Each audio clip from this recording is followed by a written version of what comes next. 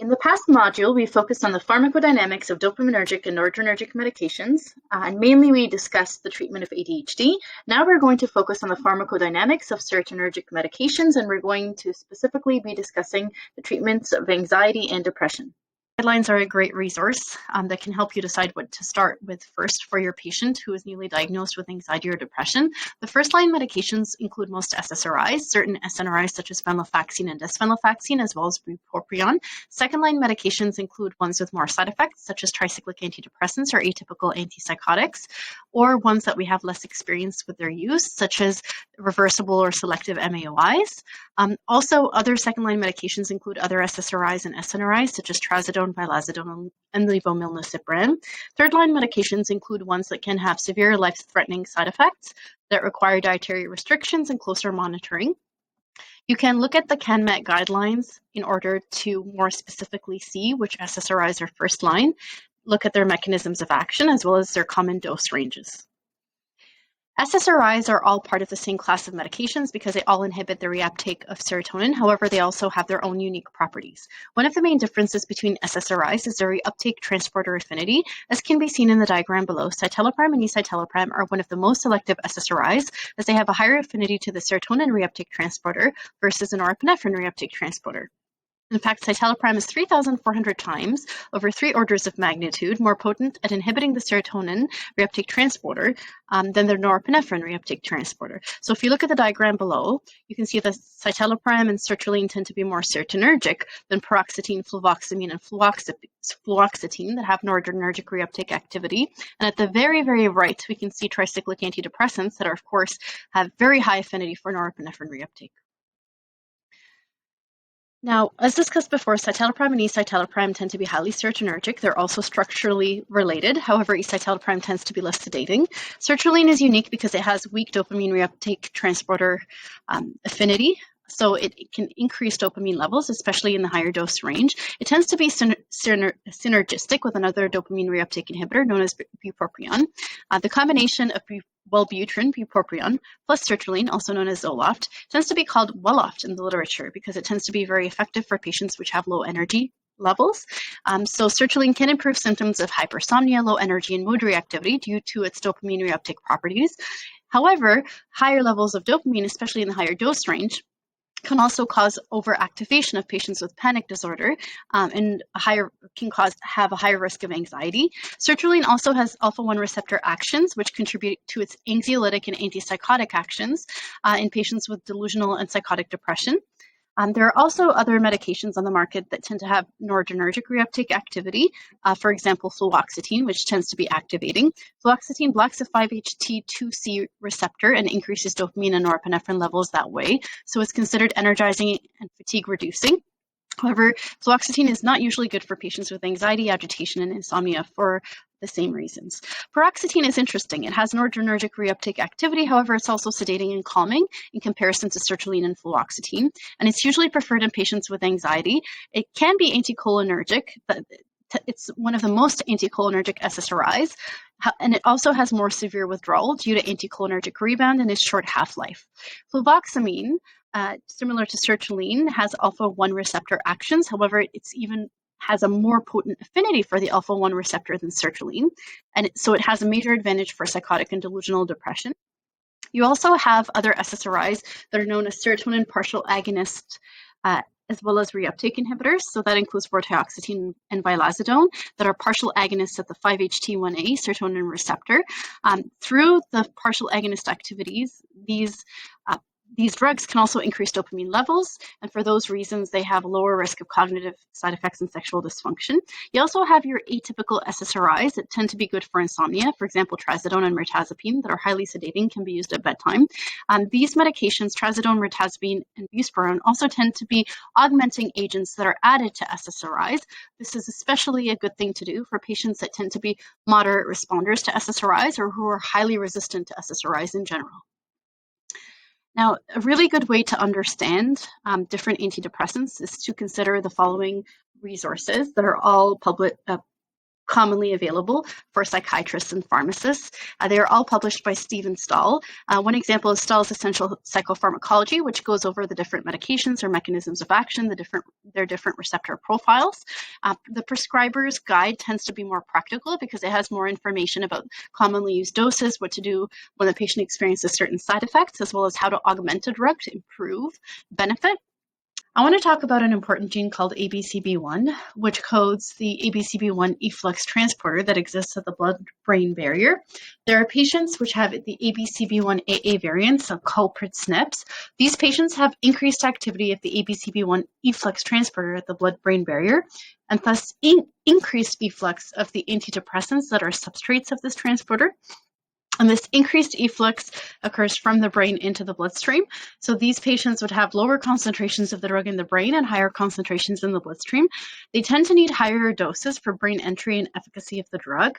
But because more of the drug is being kicked out into the bloodstream, this drug can accumulate in the bloodstream, and that increases the risk of side effects, which are due to the activity of the drug in the peripheral organs. These peripheral side effects include sweating, vision problems, tremors and muscle twitching, teeth grinding and jaw clenching, weird shock-like sensations in the arms and legs, dry mouth, dry eyes, gastrointestinal issues, and heart palpitations due to QT prolongation for patients who have other genetic risk factors for this side effect. Now, the effects of ABCB1 are not clinically irrelevant in ultra-rapid metabolizers because these patients are clearing the medication so quickly at the level of the liver anyway, that the medication doesn't get the chance to reach the right concentration in the bloodstream, let alone to reach the blood-brain barrier. The effects of ABCB1 are noticeable in normal metabolizers, and the effects of ABCB1 can be exacerbated in poor metabolizers because these patients are already clearing the medication so slowly at the level of their liver that the drug accumulates in the bloodstream, and because the drug can't get into the brain as much, it tends to stay in the periphery. So for patients who are poor metabolizers, who have the ABCB1 AA variants of the culprit SNPs, you really want to avoid the medication that is the substrate of the ABCB1 transporter. Now, the medications that are ABCB1 substrates are listed here. This includes most medications on the market that are used for the treatment of depression and anxiety. The ones that are non-substrates are too few and far between. That includes agomelatine, that's not even available in Canada, but however, it can be accessed through the Special Access Program. This medication tends to be really useful for patients who also have sleep problems. Other options include bupropion and desvenlafaxine, which is not considered a substrate in vitro studies. You also have fluoxetine, which animal studies state that it's not a substrate for ABCB1. However, human studies state that it may be a minor substrate. So it is better than using other substrates that tend to have a higher affinity for the ABCB1 transporter. Other options include mirtazapine and trazodone, which can be sedating, as I mentioned before, and can be used for patients at bedtime. Now here's our algorithm, which includes the two culprit SNPs. As you can see, I'm going to highlight really the main variants that cause increased risk of efflux of the substrates. That includes mainly the AA variants and the two culprit SNPs, which if you add the scores of 0.5 plus 0.5, you would get a total score of 1. And according to the algorithm that we have in the back end of our software, if you have a score of 1 or more, you're considered to have increased clearance of the drug from the brain into the bloodstream. Now, if we look at statistically the risk of the side effects, it's about 12% of the human population. So it's not common, but it occurs enough that it can be a problem for patients. And we tend to see it more often for patients that come to personalized prescribing because those are the ones that tend to struggle more with their medication. Now, we talked about COMT in the setting of dopaminergic and noradrenergic medications because, as mentioned before, patients who are, for example, COMT-GG at the RS4680 SNP in the COMT gene tend to have lower levels of dopamine and norepinephrine and can benefit from dopaminergic medications. Interestingly, however, these patients who have low levels of dopamine and norepinephrine tend to be more resistant to treatment on SSRIs, as can be seen here in the diagram. COMT-GG patients are also known as patients with a VAL-VAL variant. And as you can see here, patients with a VAL-VAL variant in the diagram tend to have a lower reduction in their in the Hamilton Depression Scale score over the course of 6 weeks on an SSRI compared to patients who have the Val-Met or Met-Met variant. The Met-Met is also known as COMT-AA, and the Val-Met is also known as COMT-AG. So really, patients who have the GG variant tend to be more resistant to SSRIs and a reduction in their depression symptoms. SSRIs and SNRIs increase serotonin levels, and this has an inhibitory effect on dopaminergic neurons, leading to a dopamine deficiency and problems with motivation and concentration. This tends to be worse in COMT-GG patients who tend to have low dopamine and norepinephrine levels at baseline. For the COMT-GG patients, you want to consider an alternative medication that doesn't act on the serotonergic pathway, especially if these patients don't have concomitant anxiety. You can actually consider dopaminergic medications such as bupropion, Moclobemide, selegiline, and if the patient has been diagnosed with ADHD, you can consider a stimulant. If the patient has concomitant anxiety, then you might want to combine an SSRI or an SNRI with these other dopaminergic medications. There are also a lot of SSRI side effects that I want to go over. Most of them tend to be dose-related, such as stomach upset and nausea, but the patient can gain tolerance to the side effect after being on the medication for 2 weeks. Stomach upset and nausea are most common with fluvoxamine and paroxetine. QT prolongation is also dose-related and is common with citalopram and escitalopram. Anxiety and activating effects are more common with SSRIs with norepinephrine reuptake or dopamine reuptake properties. Sedation is common with mirtazapine, trazodone, and paroxetine. Also, all SSRIs can cause a reduction in concentration. This tends to be a class effect, but it's less likely with sertraline due to its dopamine reuptake properties. Anticholinergic side effects can happen with certain SSRIs and include urinary retention, dry eyes, dry mouth, problems with memory and concentration. This tends to be more common with tricyclic antidepressants relative to SSRIs. However, paroxetine is the SSRI that has the highest risk of anticholinergic side effects. Sexual side effects is also a class effect of SSRIs and tends to be dose-related. You really want to consider alternatives that are not highly serotonergic for patients at high risk of sexual side effects. These medications include the dopaminergic ones such as bupropion, as well as ones that have documented low risk. In very rare instances, it's possible for a patient to persistently have sexual side effects even after discontinuing the SSRI. This has been reported recently in the literature, and this is known as post-SSRI sexual dysfunction. This is only based on case reports. The mechanism is unknown, and there's no known cure. And again, it's very rare. There are also extrapyramidal side effects that can occur on SSRIs, and they're dose-related. These include bruxism or jaw clenching. For patients who do experience a jaw clenching side effect on SSRIs, one of the things you can do is add buspirone, and that will mitigate that side effect. There are side effects that are non-dose related. These include allergies, insomnia on fluoxetine, weight gain on mirtazapine and paroxetine, as well as suicidal ideation. If a patient experiences suicidal ideation on a drug, the best thing to do is to discontinue the medication and find an alternative. There are a few SSRI counseling points. The first 2 weeks of starting SSRIs are the worst. It usually gets worse before it gets better. Patients tend to experience increased anxiety and GI side effects, and this can be mitigated by the addition of a benzodiazepine on an as-needed basis for anxiety for a short period of time until the patient is stabilized on the medication. At 2 weeks, patients start to feel the benefit of the medication and gain tolerance to many of the side effects, especially the gastrointestinal side effects and the anxiety. By 4 weeks, the patient should start to feel the full benefit of a medication at a particular dose. If the patient tolerates the medication and has some benefit, consider titrating the medication to the therapeutic maintenance dose as per the patient's metabolism status. Now we're going to go over the main side effects of SSRIs one by one. As mentioned prior, the main culprit SSRIs in terms of risk of QT prolongation are citalopram and escitalopram. This side effect, however, is also common with other classes of medications such as tricyclic antidepressants, as well as some antipsychotics that are used for depression, such as quetiapine. This is a dose-related side effect. The higher the dose, the higher the risk. QT prolongation can be life-threatening because it can cause arrhythmias and sudden death. And drug-induced QT prolongation is defined as a QTc interval greater or equal to 500 milliseconds, or greater, that involves an increase of 60 milliseconds or greater in the QT interval compared with pre-medication. The symptoms of QT include heart palpitations, fainting, and hypotension. QT prolongation risk factors are listed here. This includes old age, baseline bradycardia.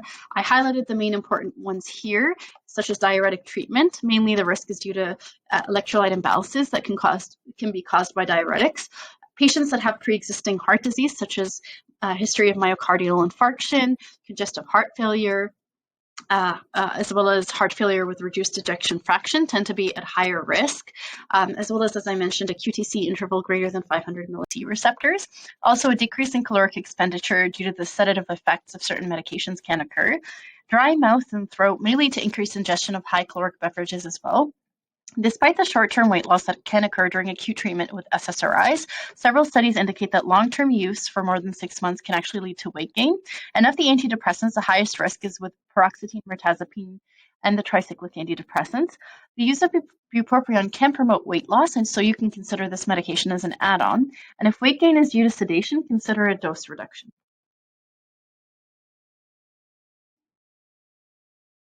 I also want to talk a little bit about SSRI withdrawal because this commonly happens in practice. This is more common with drugs with a short half-life, such as paroxetine or venlafaxine. Drugs that have anticholinergic effects can cause cholinergic rebound, for example, paroxetine, as well as drugs that have no active metabolites. They can be higher risk. If your patient has been using the drug for at least 4 to 6 weeks, they are at risk of withdrawal. Obviously, the risk significantly increases the longer your patient has been on the medication. Also, rapid tapering. If you're tapering the drug in less than 1 to 2 months, this results in higher risk. Sudden discontinuation also is not a good idea. Usually, SSRI withdrawals occurs 1 to 10 days after you discontinue the medication and can require 2 to 3 weeks, or in very rare cases, up to 1 year to completely resolve. The symptoms can be remembered by the acronym FINISH, and that includes flu-like symptoms, insomnia, nausea, imbalance, sensory disturbances, and hyperarousal, which mainly manifests as agitation or anxiety. One of the ways that you can help your patient is by substituting the SSRI or the SNRI with the drug fluoxetine, because it has a very long half-life and so its withdrawal is less severe. You can also slow down your taper and resume your SSRI if your patient is really unable to tolerate the withdrawal, and you can go even more slowly. There are several tapering schedules that you can use. You can taper the drug by 10 to 25% per week, or 12.5% every 2 weeks. You can also try tapering it down by 25% per month over 4 months.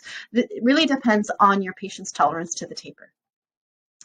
Now let's discuss serotonin syndrome. You've heard of this term before. This is a potentially life-threatening syndrome that is due to the use of serotonergic drugs and overactivation of both the peripheral and central postsynaptic 1A and 2A receptors. This syndrome consists of a combination of mental status changes, neuromuscular hyperactivity, and autonomic reactivity. Serotonin syndrome can occur even if the patient is using a serotonergic drug as monotherapy. This is more common with poor metabolizers, patients who are taking very high doses, or the elderly. In fact, there was a case study in the literature where an 85-year-old man experienced serotonin syndrome on a very low dose of paroxetine, just 20 milligrams. So it seems that older people are more sensitive and they can experience serotonin syndrome even if they're taking one medication at a very low dose. In the younger patients, usually you see serotonin syndrome if there's a drug interaction. For example, the use of MAOs and SSRIs is contraindicated due to the very high risk. Also, you want to be careful if you're co-administrating drugs that are serotonin releasers or 5-HT receptor activators. These include amphetamines, opioids, triptans used for migraines, or ondansetron. That's used as an antiemetic. So if your patient is in a combination of an SSRI or an SNRI and a serotonin releaser, you want to monitor them more closely for serotonin syndrome. Also, over-the-counter drugs such as dextromethorphan, St. John's wort, and L-tryptophan can cause serotonin syndrome when co-administered with SSRIs and SNRIs. Here's a list of signs and symptoms. The main ones that we tend to see in practice are things like tremor, hyperreflexia, rhythmic muscle spasms that can occur in the arms and legs, in the eyes. They can be spontaneous or induced upon physical examination by the physician. You might also see dilated pupils, sweating, increased heart rate, increased breathing rate, and fever. These are the autonomic symptoms. Also, they can be accompanied by mental status changes such as agitation, excitement, restlessness, confusion, delirium, and in severe cases, seizures. We have a 46-year-old man who came into a medical clinic complaining of muscle aches and twitching. which he first noticed 2 days before. This patient is currently prescribed sertraline at a very high dose, 200 milligrams per day, buspirone at 15 milligrams twice a day, as well as trazodone at a very high dose, 200 milligrams at bedtime. He also took a blood pressure medication and atorvastatin. This patient walked into the clinic also with an odd stiff leg gait and a noticeable hand tremor. He had high heart rate and high blood pressure. He also had pressured speech and appeared anxious, and he had beads of sweat that were visible on his forehead. So as we can see here, we have the whole triad. We have muscle aches and twitching, so neuromuscular symptoms. We have autonomic changes, and we also have mental status changes. This patient is clearly anxious and is having issues. And as we can see here, he's taking 3 serotonergic drugs, and so we can more comfortably say that he is at high risk of serotonin syndrome, and perhaps we want to reduce the dose of trazodone or buspirone, or discontinue 1 or 2 of these medications. Another important side effect that tends to be bothersome for a lot of patients that can result in non-adherence is sexual dysfunction. It's a class effect of SSRIs and SNRIs because these drugs tend to reduce dopamine levels because high levels of serotonin tend to depress dopaminergic pathways. And as we can see here, the highest risk drugs are the highly serotonergic ones, which include citalopram and sertraline. However, there are other ones such as paroxetine, fluoxetine, and SNRIs such as venlafaxine. Now, the risk is much lower with antidepressants, of course, that are dopaminergic and noradrenergic. And a really interesting tidbit here is even though citalopram has a prevalence of sexual dysfunction that is as high as 20%, escitalopram actually has a prevalence of just 3%. So just by switching the patient from citalopram to escitalopram, you can drastically reduce their risk of sexual dysfunction. Now, you're forced in a situation where you have to use an SSRI or an SNRI if your patient has anxiety, because the only way to mitigate anxiety is really or the main way to mitigate anxiety for most patients is to increase serotonin levels.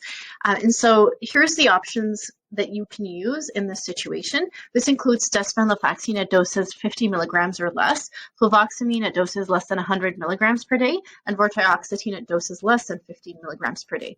These are the lowest risk medications. And the reason why desvenlafaxine is preferred over venlafaxine is because, as mentioned in previous slides, it inhibits serotonin and norepinephrine at the starting dose.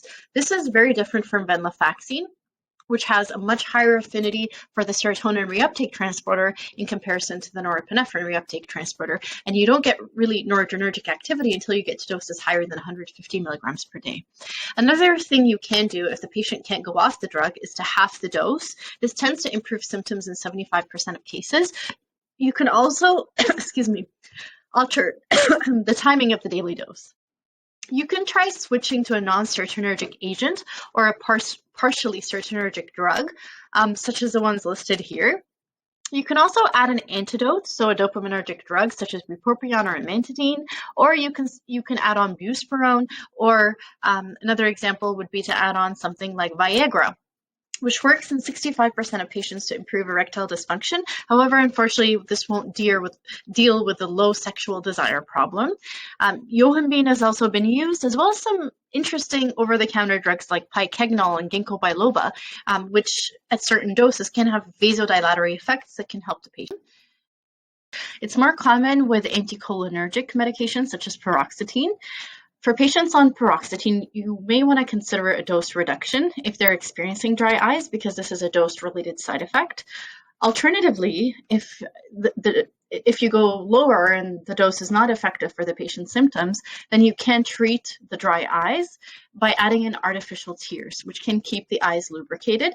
You want to be aware that eye contacts can also increase the risk of dry eyes, so it's best to recommend that the patient discontinues their use if possible.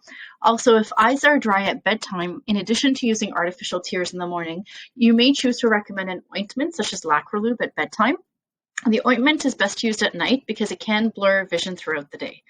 In general, for most artificial tears, you do not want to use them more than 4 times a day. This is mainly because most types of artificial tears contain preservatives, and overuse can lead to even more discomfort and redness. If artificial tears are needed for more than 4 times a day, that means it's time to switch to a preservative-free artificial tear, which does not contain a preservative called benzalkonium chloride, which is a very toxic preservative. And preservative-free eye drops tend to be more expensive, but they're definitely safer to use for your patient. And if eye symptoms persist despite the use of preservative-free drops in the nighttime ointment, it may be time to speak to the physician about prescription eye drops. Be aware of to recommend that patients do not use antihistamine eye drops, which are mainly for patients that have allergies. These drops also contain an ingredient that's used to get the red out. These products include Visine and Clear Eyes, and they should only be used very sparingly and on occasion. You want to try to avoid the use of these drops if possible, and it's important to note that overuse of the antihistamine eye drops can cause side effects such as rebound redness and superficial punctate keratitis. They can also dilate the pupils. So really, if they're making things worse rather than better, it's just best to avoid them. And when someone's first presents to your pharmacy with symptoms of dry eyes, especially if they're on SSRIs, first of all, you want to start with something that has carboxymethylcellulose or hydroxypropylmethylcellulose, so CMC or HPMC, such as Refresh Optiv, Refresh Liquid Gel, Genteel, moderate to severe, Lacro, Blink Tears. They're all listed there. This is mainly if their symptoms are mild. You can also consider Systane and Refresh tears.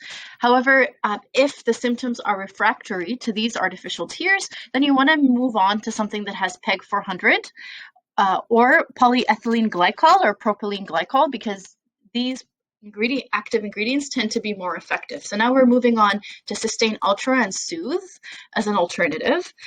Then if symptoms continue to persist, you can consider gel or lipid formulations. They tend to be more thick, so they stay on longer. However, they can be a little bit uncomfortable for those reasons. And then, of course, if your patient has symptoms at bedtime, that's when you want to add the Lacrolube at bedtime. So you can take a look at this article called Artificial Tears Potpourri, a literature review for more details about these ingredients. But this diagram, which I got from the article, really highlights the main different products that you can use at different stages of dry eye disease. And of course, if the over-the-counter products are not effective, that's when you would move to the prescription eye drops, and that would require a physician consultation. Now let's move on to talking about special cases with the use of SSRIs. Pregnancy is one of them. A lot of patients will ask you, are SSRIs safe to use in pregnancy? And you really want to have an honest conversation with your patient to weigh the risks and benefits of treatment. It's important to note that the majority of databases and case cohort studies have not shown an association between SSRIs and congenital malformation. However, there are a few exceptions. For example, there have been studies showing the possibility of septal heart defect as a potential class effect of SSRIs. However, the risk is still very low. It's 0.5% for the average population and just 0.9% with the addition of the SSRI into the mix. For paroxetine, there has been a 2 times increased risk of cardiac malformation in the first trimester. However, as you can see, the absolute risk is still very low. It's 2% with paroxetine versus 1% without. For fluoxetine, it has been very well studied, and there have been many studies showing birth defects as well as potential excretion into the breast milk, which is something that you want to consider because patients, they usually want to stay on the same drug during pregnancy and after they give birth. Avoid the use of paroxetine or fluoxetine if they've never been used before due to the higher congenital malformation risk. You can continue these medications if they've been effective for the patient and there are no other alternatives. This is mainly because the absolute risk is very low, though the risk is still there. So just be aware. The jury is still out on SNRIs, although venlafaxine can cause preeclampsia, so this requires blood pressure monitoring during pregnancy. You want to avoid the use of anti-epileptics as much as possible because they have been proven to be teratogenic during pregnancy. There's limited info on atypical antipsychotics. These medications generally should not be used for depression during pregnancy. They should only really be used if a patient has bipolar disorder. There's not enough information really to be able to make that call. Of course, if you had a patient with bipolar, you would rather choose an atypical antipsychotic rather than an anti-epileptic because anti-epileptics have been proven to be teratogenic, whereas with atypical antipsychotics, we just don't really have enough information. In a woman who is a smoker who is trying to quit, You should really be considering bupropion since antidepressants are safer than nicotine during pregnancy. Now let's move on to another special scenario, which is depression in old age and those over the age of 65. Generally, older people tend to be more sensitive to medication, so you really want to start at a much lower dose. You want to start at a third or half of the usual dose that is recommended as the starting dose by the manufacturer in the drug product monograph. This is mainly due to pharmacokinetic and pharmacodynamic changes that occur with age. The elderly tend to be more sensitive to a drug at a given concentration. The half-life of antidepressants generally increase with age due to reduced metabolism, and it takes a longer amount of time to achieve steady state. Body organs also have a decreased capacity to adapt. So side effects related to dose or concentration take longer to resolve. There's also a progressive loss of functional body tissue at the cellular level, and that's the reason for which homeostatic mechanisms that function via central and peripheral feedback tend to be altered in the elderly, and that is why they tend to also be more sensitive to the side effects of medications. As I mentioned before, there has been a case study that has shown that a patient who was 85-year-old experienced Serotonin Syndrome with the use of only one serotonergic drug, paroxetine, at a very low dose, 20 milligrams. So definitely be careful in this patient population. Guidelines also show that there are some medications that are safer than others for use in this patient population. The safest ones to use are citalopram, escitalopram, and sertraline. They tend to be more serotonergic than drugs of this class, the SSRIs. They tend to have a cleaner receptor profile and be more specific to the serotonin pathway generally. With sertraline, it does have some dopaminergic activity. As I mentioned, it's a weak DAT inhibitor. However, that's to its advantage because it tends to have less cognitive side effects than other SSRIs. You want to avoid the use of antipsychotics in the elderly for the treatment of depression because of the high risk of extrapyramidal symptoms, even at very low doses. There's also the risk of stroke, cognitive decline, and death and dementia. You only use antipsychotics in this patient population if they have active psychosis or mania, as per guidelines. You also want to avoid the use of tricyclic antidepressants and paroxetine because these drugs have a very high anticholinergic side effect risk. They can cause dizziness, problems with focus, urinary retention, etc. Tricyclic antidepressants can also cause orthostatic hypotension, which in addition to the anticholinergic side effects can increase fall risk, which is highly related to morbidity and death in this patient population. If a tricyclic antidepressant is absolutely needed for severe insomnia or the treatment of neuropathic pain, you want to use the lowest dose possible, and preferably you want to use nortriptyline or desipramine because they tend to have the lowest anticholinergic side effect risk. It's not that they don't have anticholinergic side effects at all, but they tend to occur at a lower frequency and with less intensity compared to other tricyclics. You also want to exercise caution with the use of mirtazapine and trazodone because these are highly sedating medications. You only want to use them if the patient also has insomnia, and you want to use the lowest dose to control the symptoms. With SSRIs and SNRIs, there's the risk of GI bleeds, especially if the patient is also on prednisone or NSAIDs. Also, there's a risk of hyponatremia in the elderly due to the syndrome of inappropriate diuretic hormone release. So you want to check sodium levels 1 month after starting the medication, especially if the patient is on a diuretic. Also, there's a risk of fractures and falls due to reduced bone mineral density. This tends to have, what a lot of people don't know is in the elderly, SSRIs and SNRIs tend to have the same fall risk as benzodiazepines, which are on Beer's list of medications to generally avoid in the elderly. So you really want to be careful, monitor the patient's bone mineral density if they have osteoporosis, and just generally use the lowest dose possible to treat the symptoms.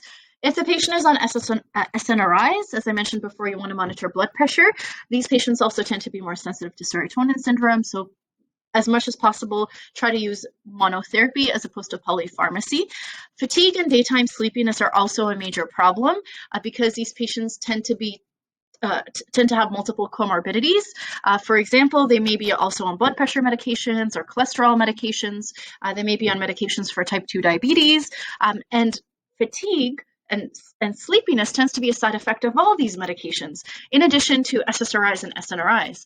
As much as possible, if the patient is taking their blood pressure Other medications, such as those used to treat blood pressure, cholesterol, or type 2 diabetes, recommend that they take these medications at bedtime because then they can sleep through the majority of the side effects. Same thing with SSRIs and SNRIs. If they're not activating for the patient or don't increase their energy level too much, and especially if they're sedating, you want to take them at bedtime instead. The only exception to this rule is diuretics. Even though diuretics can be fatiguing, you don't want to take them past 4 p.m. because it's going to keep the patient up at night because they need to take frequent trips to the washroom. So generally, as much as possible, recommend that patients take their medications at bedtime to sleep through the side effects. I want to talk about another important thing that you usually tend to do with patients is switching their medications from one to another. www.switchrx.com tends to be a great resource for this, where you can put in the medication that the patient is currently using and the one that you want them to switch to. And this website, which is completely free, will give you an algorithm that you can use when titrating down the dose of one med and increasing the dose of the other. This website tends to be kept in check by a pharmacist who became a psychiatrist. So she has a lot of information about medications, and she's put it all on this website that it's a very useful resource for us as pharmacists. And for example, there's different switch methods. One example is direct switch, where you stop one antidepressant and start one right away without any down titration. This, of course, tends to increase the risk of withdrawal. However, if the patient has been on the first medication for less than 6 weeks, the risk of withdrawal tends to be really low, so this can be done. You also want to do a direct switch if the patient experienced a severe adverse drug reaction on one medication, such as, for example, an anaphylactic reaction or a severe allergy, which warrants stopping the medication right away. You can also try tapering down one medication and immediately switching to the other. Thereafter, if the first medication has been taken for more than 6 weeks, which tends to increase the risk of withdrawal in this case, so you want to move more slowly. You can also taper the first medication down to the point where the patient is on nothing, and then switch to another. You want to do this after a washout period if the patient is switching from an MAOI to an SSRI or an SSRI to an MAOI because of the high risk of Serotonin Syndrome with the use of both medications at the same time. You can also do a cross taper where there's no break in treatment. You're really tapering one down at the same time as you're going up on the second med. This tends to lower the risk of experiencing withdrawal, but of course, it increases the risk of drug interactions and Serotonin Syndrome. So these are the different options available to you, and you can use switchrx.com to make your lives easier. This is an example of an algorithm that was recommended by switchrx.com when switching the patient from citalopram to sertraline. So week 1, you're starting at 40 milligrams, the dose that the patient is on right now on citalopram, and you're starting the lowest dose of sertraline, 25 milligrams. Week 2, you're going down by about a certain percentage, by 10 milligrams. While you're also increasing the dose of the sertraline to the lowest therapeutic dose, and then you're lowering down the citalopram, you're upping the sertraline, and this is just an example of how this tool can be used to help your patients. And to recommend also regimens or titration schedules for physicians, especially family doctors, which tend to have a question about how to go down one med and go up another. Now let's move on to another class of medications, tricyclic antidepressants. Pharmacogenetic studies on tricyclic antidepressants tend to be limited to the pharmacokinetics, so the influence of CYP2D6 and CYP2C19 on response. So we don't have as much pharmacodynamic genetic information. A lot of the side effects on tricyclic antidepressants tend to be dose-related, such as QT prolongation, orthostatic hypotension, anticholinergic side effects, as well as cardiotoxicity. So because tricyclic antidepressants tend to be cardiotoxic in overdose, they are avoided in suicidal patients, and in hospital, they never start patients on tricyclic antidepressants for that reason. So just be careful with this class of medications in patients who have a history of suicidal ideation. You want to reserve the use of tricyclic antidepressants for young patients, those who specifically have neuropathic pain, those at low risk of anxiety, because patients that have the COMT AA variant that tend to have higher dopamine and norepinephrine levels at baseline tend to be at higher risk of anxiety when you're introducing a medication such as a tricyclic antidepressant that has activity on the noradrenergic pathway in the brain. Also, ideally, you want to start these medications in patients that do not have a prior cardiac history due to the cardiac risks. And these medications are reserved for use in treatment-resistant ADHD or depression because they tend to be more risky from a side effect standpoint. You can consider tianeptine, which is a tricyclic antidepressant that's not currently available in Canada. It has been manufactured in France, but it can be accessed through Health Canada's Special Access Program, which requires an application from a physician stating the evidence for efficacy, the evidence for safety, as well as the reason why this patient needs it. Usually it would be a treatment-resistant case that has severe symptoms. This medication is indicated in patients with depression, anxiety, ADHD, irritable bowel syndrome, and asthma, believe it or not, because it tends to lower the symptoms of irritable bowel syndrome, as well as the shortness of breath that's common with asthma. So if your patient has these comorbidities, this is a potential option.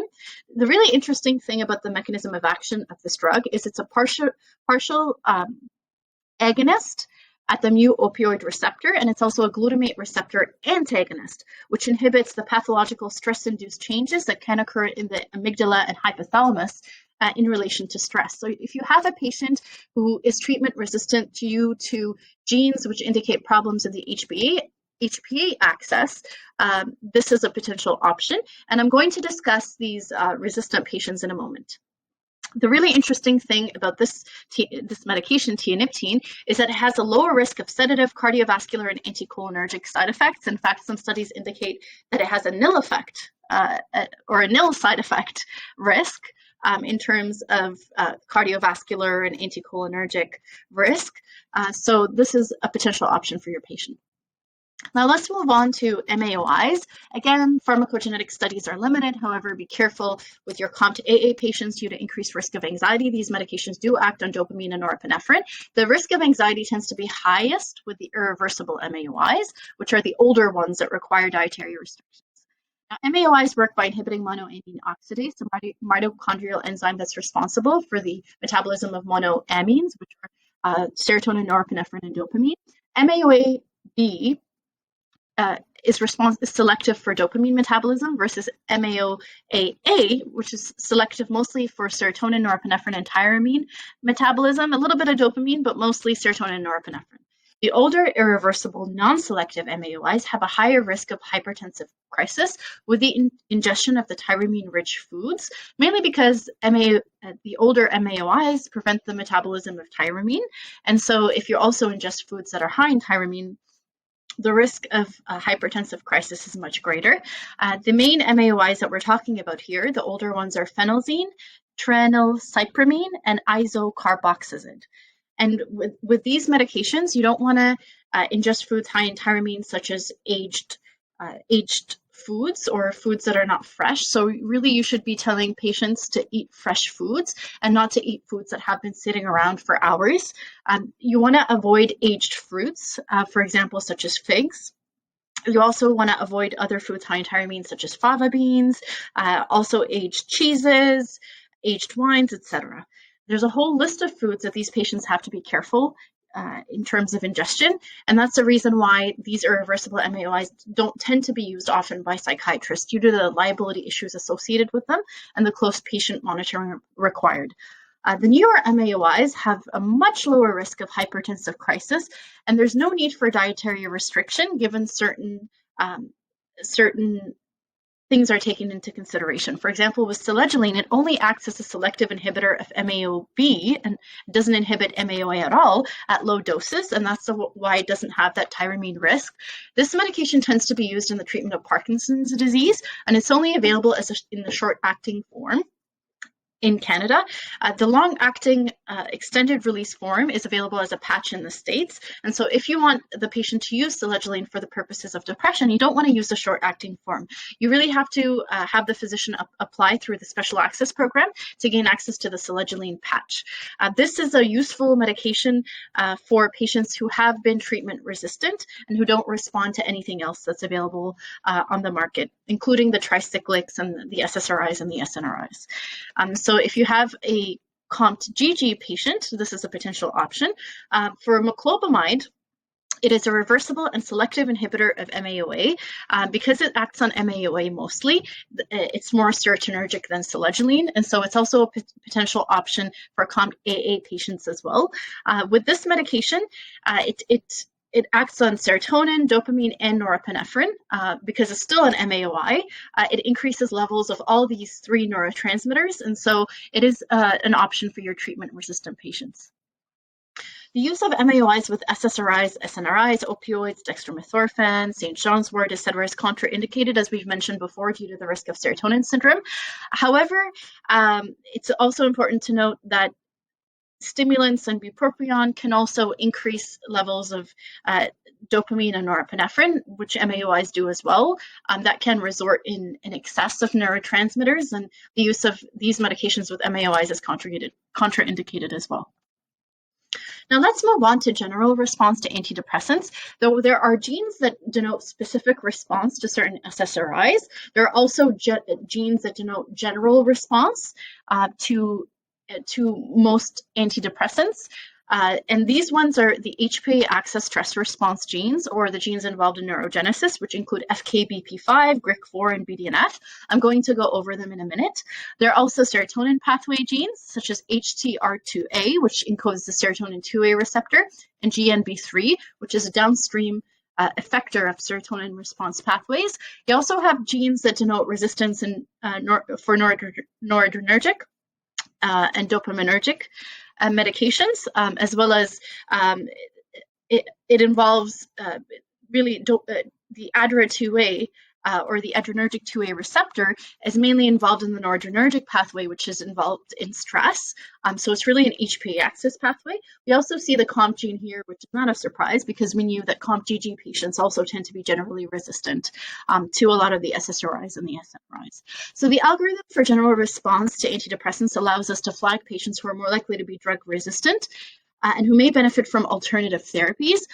Generally, with these patients, you can try a lot of the for example, Moclobemide, selegiline, tianeptine, things that may require special access program application. Moclobemide likely doesn't require special access application, so it's a potential option for your patient that is available in Canada. Other alternative therapies that these patients may benefit from include the newly prescribed nasal ketamine, which acts mainly on the HPA axis pathway, as well as other physical treatments such as repetitive transmagnetic cranial stimulation, etc. These patients may still experience problems with their medications, even if the specific genes involved in response to a particular antidepressant are functioning well. So there is, for example, in the list of drugs, we do have a general antidepressant response section that tells you the patient's general response in addition to the response that you can see for the individual drugs. So the reason why we want to look at general response is because the stress pathway, or the HPA axis, is highly involved in depression. So whenever a patient is exposed to stress, for example, issues related to relationships such as divorce, finances, school, other stressors include substance abuse, job loss, etc. All these can cause overactivation of the stress response pathway, or the HPA axis, and higher levels of cortisol, as we can see in panel A. In panel B, we can see the high levels of cortisol can inhibit the transcription of the BDNF gene, which results in lower levels of BDNF through the glucocorticoid receptors, here highlighted in red, as well lower levels of norepinephrine or epinephrine and lower levels of serotonin and other neurotransmitters can also lead to reduced transcription of BDNF as well. And when you have, as you can see in panel C, when you have lower levels of BDNF, which is a neurotrophic factor, you have a lower production of neurons and a lower amount of dendritic sprouts, which are needed for communication between different neurons. And this is ultimately what happens in the depressed state. And whenever you treat depression, obviously you increase the levels of the neurotransmitters through the use of medications such as SSRIs, SNRIs, TCAs, MAOls, which within a couple of hours, what happens is you're raising neurotransmitter levels, you're increasing signal in cascades. However, it takes about 3 to 8 weeks to actually increase the expression of certain genes such as BDNF and have those neuronal changes and increase in dendritic sprouts, which ultimately would treat your depression. Now, what do we do for treatment-resistant patients? The patients that have HPA axis issues genetically, or COMT patients. Now, for those patients, you want to look at triple neurotransmitter inhibitors. So these are medications that act on all 3 neurotransmitter pathways. I've included some of the drugs here that we've spoken about before. Moclobemide, available in Canada. Selegiline, available through Special Access Program. You also have your dopamine reuptake inhibitors for your COMT patients that are predisposed to lower levels of dopamine and norepinephrine at baseline. You want to try bupropion or a stimulant, especially if the patient also has ADHD. You can use dual reuptake inhibitors such as low-dose tricyclic antidepressants, disipramine, nortriptyline, or tianeptine, because these are the ones that tend to have lower side effects than other medications of the same class. You can try SNRIs, which act on serotonin and norepinephrine pathways, such as levomilnacipran, desvenlafaxine, etc. If the SSRI is needed for comorbid anxiety or OCD, and you have no other option but to use an SSRI, you want to consider one with a low risk of cognitive side effects, such as sertraline, which has some dopaminergic activity, as well as medications that have weak norepinephrine reuptake activity, such as vilazodone or vortioxetine, that tend to be also more easily tolerated from a side effect standpoint. For your COMT patients that have lower levels of dopamine and norepinephrine and may be more sensitive to concentration-related issues. Other options, which I'm going to discuss, include intranasal ketamine, which is very newly available on the market in Canada, as well as other physical therapies such as transmagnetic stimulation or electroconvulsive therapy. You don't want to go ever to electroconvulsive therapy right away. Unfortunately, guidelines state that if your patient has tried multiple antidepressants and have failed them, this is really your next go-to. However, for us with pharmacogenetics, we have more information to be able to recommend alternatives for patients before going to this last line option.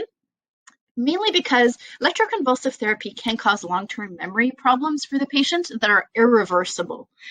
So it's safer to use a medication and try a medication treatment before deciding to go that route. Also, there are safer physical therapies such as transmagnetic stimulation, which don't have these irreversible side effects that you can consider for your patient. I wanted to highlight Moclobemide here because it's a very important it's a very important treatment for your patient that is available in Canada.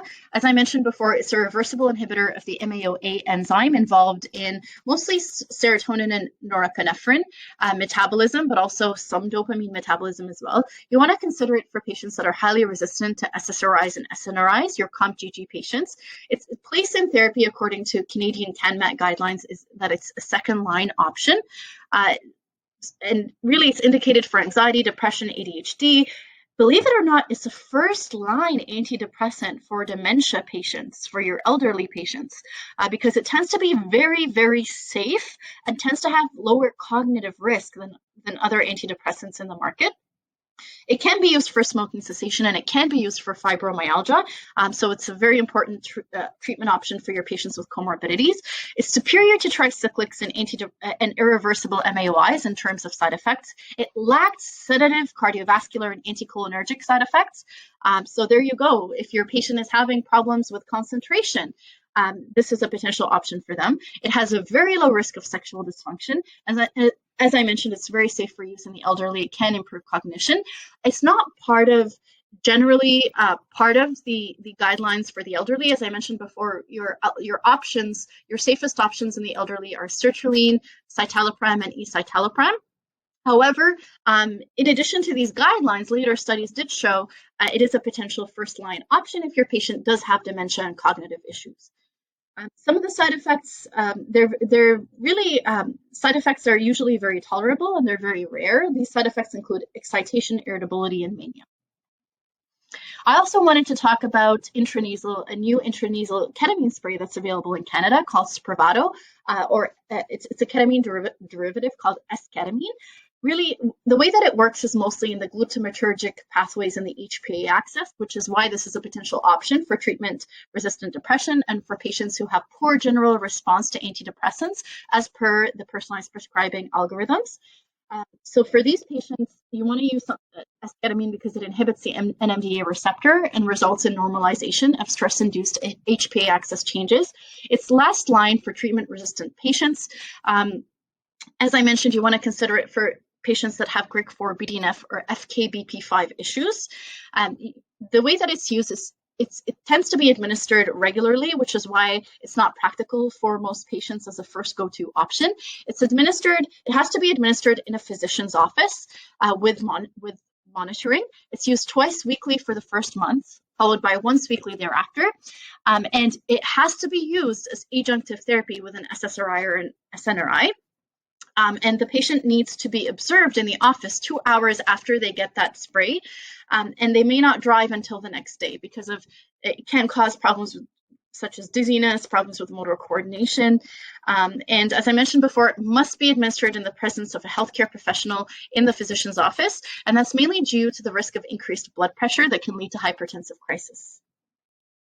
As I mentioned before, the EDRs include dizziness, sedation, cognitive impairment, increase in blood pressure. It's contraindicated in patients with unstable cardiovascular, cerebrovascular, or respiratory conditions, as well as in patients whom increase in blood pressure or increase in intracranial pressure can pose serious risks. So your patients who have a history of stroke, especially if it's not well managed, esketamine is not a good option for them. It's very expensive. It's not currently covered by ODB. It may be covered by private plans soon. It is a potential option for your treatment-resistant patients that are able to afford it. Next, I want to talk about antidepressant tachyphylaxis. It's not commonly a topic that is discussed, but it's something that we do see with our patients. And this occurs in patients who are responding well to a medication and who are good responders according to our pharmacodynamic algorithms. However, they can still experience a recurrent episode months later, usually within a year. Especially if there are changes in the patient's psychosocial environment. So for example, the patient could be doing okay on a medication. The pharmacodynamic algorithms indicate that the medication is effective for the patient, but all of a sudden there's a new stressor, either divorce or new job stressors, which necessitate increasing the dose, or as we will be discussing, a switch in the medication. So really, antidepressant tachyphylaxis is defined as a condition of losing a previously effective response while still on adequate treatment. It's also known as tolerance or antidepressant poop-out. The incidence at which it occurs, according to the National Institute of Mental Health Collaborative Depressive Study, is about 25%. This study showed that it can occur from 3 to 12 months. In our clinical experience, we see it when patients are on medications for a year or more. It can be objectively measured by what's called the Rothschild scale for antidepressant tachyphylaxis. This scale includes 6 self-report items, which really look at symptoms of depression that can come back, such as symptoms of apathy or decreased motivation and fatigue, dullness and cognitive function, sleep disturbance, weight gain, and sexual dysfunction, which are signs that depression is not well controlled or the medication is not effective anymore. When you're assessing for antidepressant tachyphylaxis, you want to assess the patient's adherence to the medication, that they're taking the medication regularly as prescribed. You want to also assess the dose, whether you can increase the dose, and how long the patient has been on this medication for. Obviously, if the patient has been on this medication for less than 2 weeks, then they haven't really gotten to that therapeutic effect. And if the dose is not therapeutic for the patient, again, that's not a sign of antidepressant tachyphylaxis, it's just a sign of inadequate therapy. You also want to assess substance abuse. That's a potential confounder. And you want to also discuss with a physician whether or not there's a bipolar cyclic disorder going on if you suspect that the patient did have signs of mania. Again, this mechanism only occurs with chronic exposure to the medication. Ways that antidepressant tachyphylaxis can occur can be due to pharmacokinetic or pharmacodynamic tolerance. With pharmacokinetics, there's changes in drug concentration at the target site of action due to either absorption, distribution, metabolism, or excretion, and pharmacokinetic changes there. One of the ways to deal with pharmacokinetic tolerance is to increase the dose. That's the first step. It's not necessarily always an effective management strategy. So sometimes you do need to switch the patient to another medication that our algorithms indicate that can be appropriate for them also from an efficacy standpoint.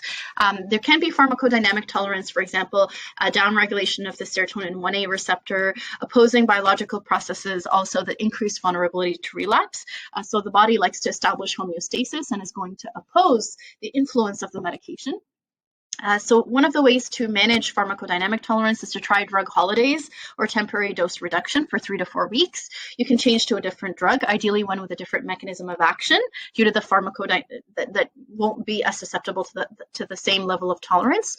You want to also monitor for discontinuation side effects if you are changing to a different drug. You can also augment the SSRI with something with a drug with a different mechanism of action, such as bupropion, buspirone. You can try adding on leucovorin or SAMI. I also wanted to take some time to mention the fact that having a patient's pharmacogenetic information presents a great opportunity for us to deprescribe potentially harmful medications that can have many side effects, and instead find a medication that's actually likely to be effective with the least risk of side effects. So as you know, guidelines usually recommend that in treatment-resistant patients, we can use antipsychotics, mood stabilizers, or adjunctive therapy with amphetamines. However, there are some patients who have been prescribed an antipsychotic after failing only 2 SSRIs or SNRIs in the real world. And it is possible that the physician just did not have access to the pharmacogenomic information to prescribe an alternative SSRI or SNRI that is likely to be effective for the patient. And so it's important to note also that most patients experience limited benefit and many side effects on antipsychotics. So it's really preferable to use an alternative. We would only use an antipsychotic or mood stabilizer if the patient has suspected bipolar or schizophrenia, or really if the pharmacogenomic test shows that there isn't an alternative, safer medication. Otherwise, you would want to use an SSRI, an SNRI, a reversible or selective MAOI, or adjunctive therapy with ketamine, or even physical therapies, such as, for example, transmagnetic stimulation. This would be preferable to using a drug long-term, which can cause potentially harmful side effects for the patient. So having pharmacogenetic information is a great opportunity for deprescribing. It is ultimately preferable that your patient is only using 1 or 2 medications to treat their anxiety or depression, and you want to limit polypharmacy and use the lowest effective dose to treat the symptoms. Sometimes if you're on the right drug, but the dose that you're taking is too high, then you're actually having an opposing effect. Too much serotonin and too much norepinephrine or dopamine can cause harmful effects and can make depression worse. So you want to really get that sweet spot for your patient. If you are deprescribing medications such as antipsychotics or amphetamines, you want to provide evidence to the physician for the reason of discontinuing the medication, either pharmacogenetic information to justify it, or you want to use the patient's clinical history of side effects. For example, on amphetamines, patients may experience tolerance to the mood-lifting effects. They may also experience a midday or end-of-day stimulant crash where they have rebound depression and symptoms such as fatigue, low mood, or poor concentration. On antipsychotics, your patient may experience sedation that can interfere with the ability to function at school or at work. They can experience anticholinergic side effects such as memory and concentration problems. They can have symptoms of mood disorders that can be irreversible, and the D2 receptor antagonist properties of antipsychotics may negatively affect motivation and reward, blunt emotional affect, and cause fatigue and worsening in mood in most patients. Patients who try to discontinue these medications can experience anxiety, panic, mood lability, so crying midday, and these these discontinuation side effects usually occur 2 to 3 weeks after discontinuing an antipsychotic or a prescription amphetamine.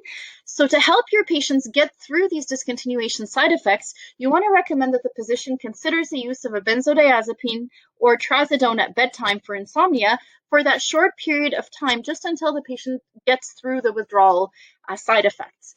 And so that your patient can then use a medication that's likely to be effective with the least risk of side effects for more of long-term treatment of their anxiety and depression. And ultimately, you have to tell the patient to be patient to get through these discontinuation side effects to finally get the benefit of being able to function better at school and at work. There are several resources available for you to consult to better understand pharmacodynamics. snpedia.com is one of them, where you can search for each individual SNP and how it's linked to response to different medications. There's also Stahl's Essential Psychopharmacology, where you can understand the mechanisms of different drugs in detail, as well as their receptor profiles. You can check PharmGKB for pharmacogenetic guidelines. You can always refer to the primary literature as well for more extensive research. I highly recommend the article Precision Medicine and Pharmacogenomics in Community and Primary Care Settings, because it really goes into detail about how pharmacogenetics can be used to help patients in community pharmacy as well as primary care. Thank you and best of luck. We hope you've gained a greater appreciation for the way that pharmacogenetics can improve your patients' medication regimens.